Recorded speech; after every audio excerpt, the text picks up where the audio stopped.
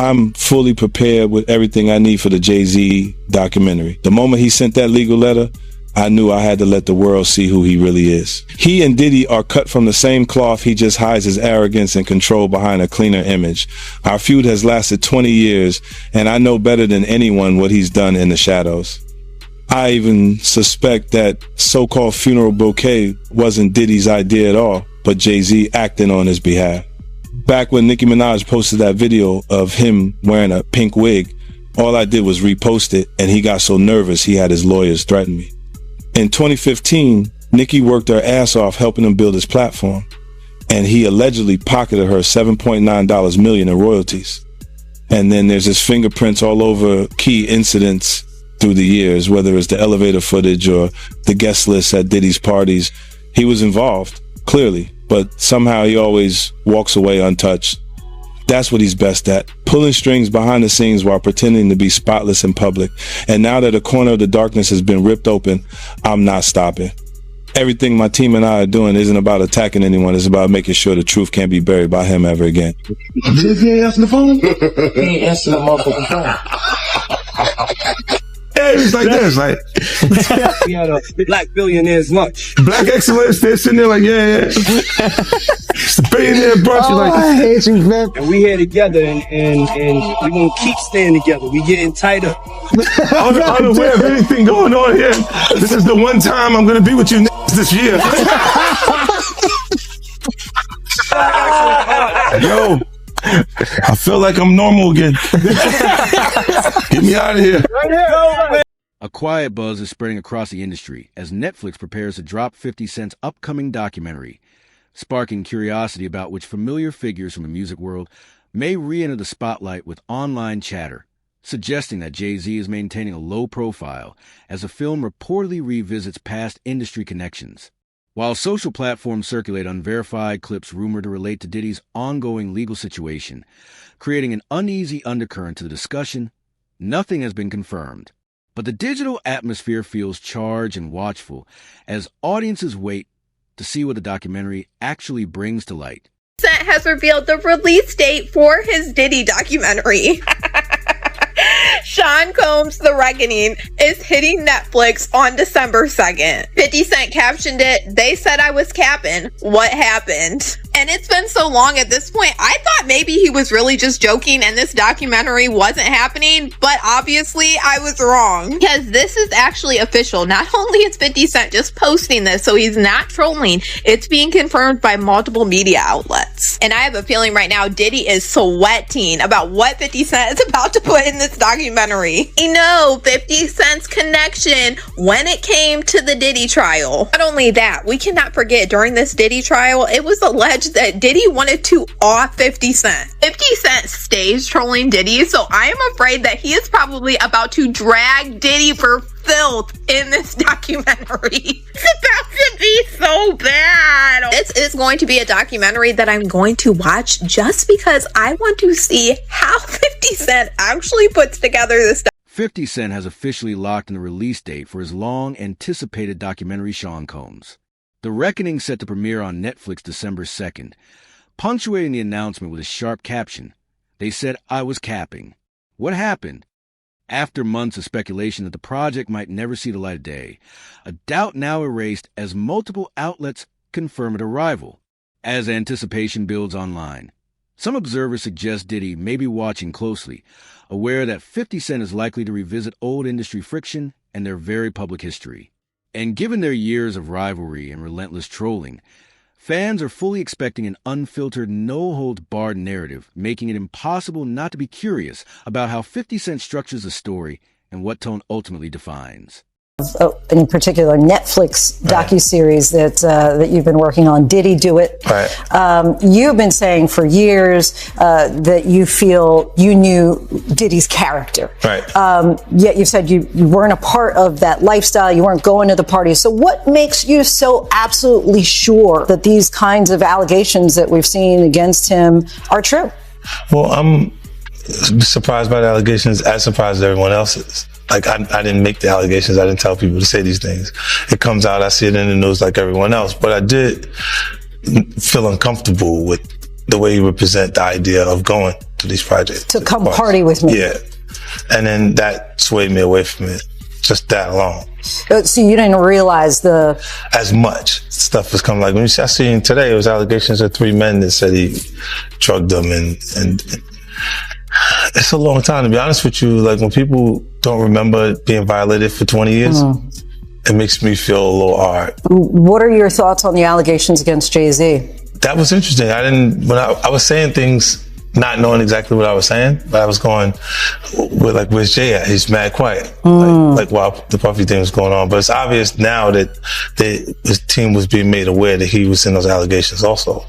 So I hope it works out, because with his family, the things that go on internally is that those. Following Diddy's arrest in September 2024, online conversation flared again when 50 Cent announced he was working with Netflix on a documentary aimed at examining long-circulating rumors and unresolved questions tied to the music executive, with widespread speculation claiming he has spent years collecting stories, perspectives, and industry chatter, leading some fans to believe he plans to spotlight behind-scenes dynamics that have quietly circulated for decades.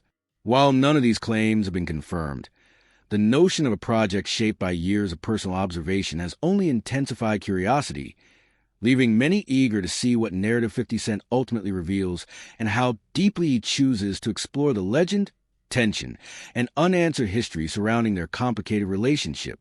Sean Combs now facing new allegations, this time from a man in Florida. According to ABC News, investigators in L.A. received a report from a police department in Florida where the alleged victim lives, and now they are working on the case. Eyewitness News anchor Mike Marza in the newsroom with the very latest details. Mike. Well, David, here's what we know. The new allegations of sexual assault against Sean Diddy Combs come from a music producer who went to police in Florida, but the alleged crimes happened in Los Angeles. Jonathan Hay is his name. That's the person who filed the complaint, and he's one of the John Does that filed this civil lawsuit against Combs in July.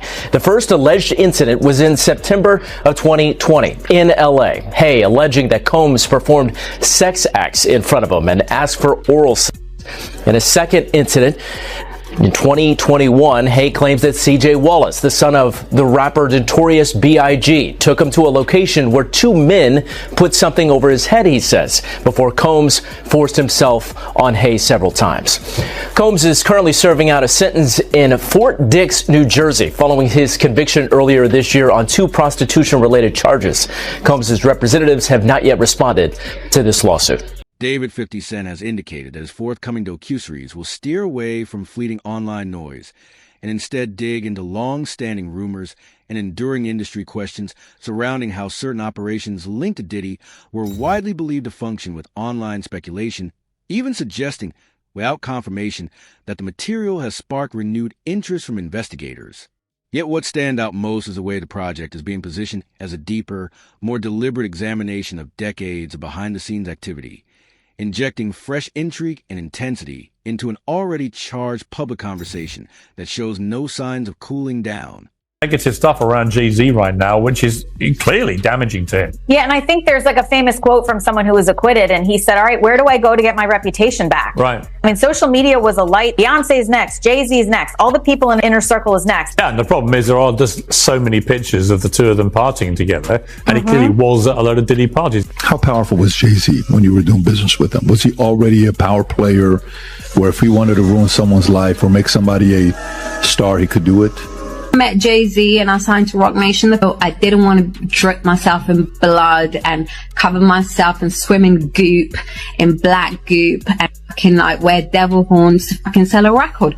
But that, all be a witch, all be that, all of that. These unfolding developments add to an already extensive web of legal pressure surrounding Diddy, with reports pointing to more than 100 civil matters currently pending, naturally shifting public curiosity toward figures within his inner circle, including Jay-Z, long viewed as a close associate and trusted confidant.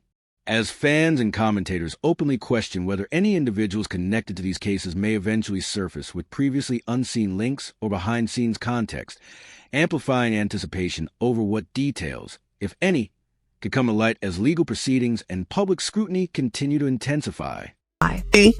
50, I'm not even gonna lie to you. I thought he was trolling because I do think 50 is a guy to kick you when you're down, and Diddy did seem like he was down for a long time. Pause. And I thought 50 was just trying to kick his back in. It was clear that 50 wanted him to go to jail for a lengthy time, maybe for the rest of his life. And I've said personally, I really think that 50 wanted him to go to jail because he was fucking his baby moms. You get what I'm saying? And that's what that is. However, it looks like 50 wasn't playing around when he had announced from back in the day that, he was going to create at that time he called it the Diddy Do It doc. And he said he was going to do it and, all pun intended, he said he was going to do the doc and put it out with Netflix. And it appears that he wasn't capping. Netflix has actually put out a press release. Variety and other outlets picked it up. And they have announced that there is a release date, December 2nd, which is the Netflix documentary series from the executive producer, Curtis 50 Cent Jackson. And it is called Sean Combs' The Reckoning. It's going to only be on Netflix. And yes, 50 is the executive producer. Now, I'm going to be honest with you. This is a huge power move by 50. Now, I love 50, so we're not going to get into certain stuff, but 50 doesn't have the cleanest history. Sometimes I feel like when they go for these type of docs, the Surviving R. Kellys, they go for the most woke person to present the doc because you kind of need somebody to soapbox. With all due respect, I'm not saying 50 had freak-offs and shit like that, but 50 is 50 Cent, bro. You know what I mean? It's like 50 Cent isn't the most model human being. Not saying he's been accused or he does stuff that Diddy does. But academics weighed in on Netflix's latest announcement, spotlighting the growing hype around 50 Cent's forthcoming documentary and the depth of research and material he's rumored to have assembled. A discussion that has once again pulled attention back to Diddy's past legal battles, including his 2024 arrest and the outcomes that followed. As fans and commentators dissect the broader context and lingering questions surrounding those proceedings, fueling anticipation over what fresh angles, revelations, or reframed perspectives of Doku. They want to have ups on the next person no matter what they was doing. He did the stuff to Ja Rule so he could go after Jay-Z. They not gonna come out and speak on nothing that has anything to do with them, and they praying that they not on the tape doing crazy stuff, being oiled up in the whole 9 yards. Until the feds say, hey, yo, listen here. Hey, buddy, we got you on this tape, and girl looked like she was pretty young. We're not gonna show it, but we need you to come and testify against Brother Love. That's when they're gonna start talking. And they're not gonna be talking in his favor. 250 cameras all over the house? Somebody got caught stealing a cookie out the cookie jar. When you that powerful, you didn't get that powerful without having one or two or maybe three.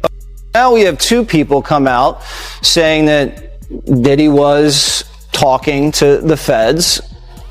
Do you think that's true? Whether it's true or not, and he might have been cooperative in some way, shape, or form, you don't get away with human trafficking unless you give up John Gotti or something like that, and that's not what happened here. I can tell you, Jesse, that this investigation's been going on for a long time, very closely held by HSI, so much so that even some of the agents on the raid a week ago today didn't know whose house they were raiding until they got there. That's how closely held this investigation. Wow, because there could have been a tip. Absolutely.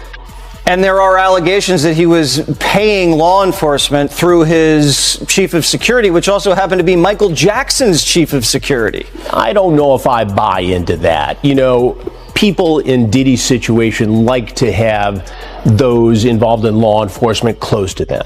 But that doesn't mean they're taking payoffs. That doesn't mean they're doing big favors. They like that closeness. It's just like how Diddy was able to court Diageo or Estee Lauder. He was very successful in doing that, and that made him a lot of money and gave him credibility outside the hip-hop rap world. And that's what he was trying to do here, a lot like what Epstein did with very But academics weighed in surge across the industry following the emergence spotlighting the growing hype around Diddy's past legal forthcoming documentary, igniting sharp curiosity over material figures he's rumored to have assembled unseen footage. A discussion that has once again pulled attention back as observers debate Diddy's past legal battles and wider consequences, including his 2024 online conversations zeroed on how cooperation with authorities as fans and commentators dissect the broader context and lingering questions leaving fans surrounding those anticipation, fueling into the documentary ultimately fresh angles, revelations, and how it reconstructs the layered, complicated history that has long existed behind the headlines. That's a confidential informant. They'll let you do crimes, long as you don't do no and stuff like that. They'll let you go around and pay you to protect them. You understand? To protect him. We had a lot of people on the payroll when we was doing security. Somebody might have this first 10 hours, that 10 hours, or whatever. He was paying law enforcement. He had a budget for law enforcement. Now, if something goes wrong, those people got friends in certain places. Then plus he tells his handler, yo, can you make this go away for me? I'll give you this and that. Now, that could be a lot of speculations or whatever like that.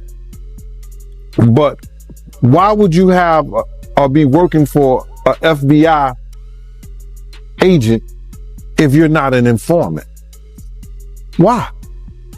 So when you got that kind of money, you could hire people to make a lot of things go away for you. Like you hire lawyers.